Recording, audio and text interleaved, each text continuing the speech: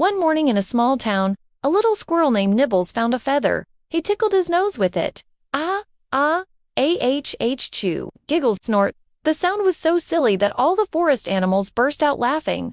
A bluebird heard it and carried the sound in her song to the next meadow.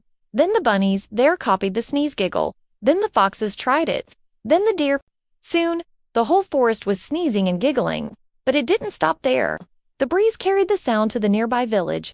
Children imitated it, teachers laughed, and shopkeepers sneezed and giggled too. By nightfall, the funny Ah-choo Giggle-snort had spread across the country. The next morning, it was on everyone's lips around the world.